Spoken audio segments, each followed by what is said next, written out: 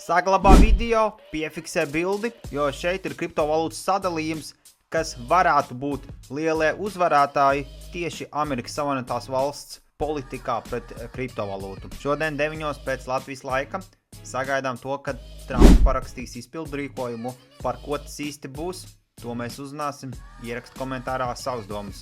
Brazīlijas biržā iekļautais uzņēmums Meluz nopērk 45,7 bitcoins. Dubajas valdībai piederošā banka Emirates pārlaiž lietotājiem kriptotirdzniecību. Trumpa World Liberty Finance iegādājās par 10 miljoniem gan bitcoinu, gan etēriumu. Un etēriums ir lielākais aktīvs viņu portfelī, kas veido vairāk nekā 57%. Bitwise iesniedz ETF uz Aptos. Tiek publicēts saraksts ar cilvēkiem, kas varētu apmeklēt Balto namu 7.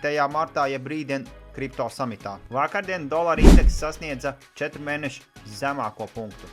Šodienai tas viss. Tiekamies kripto numur 1.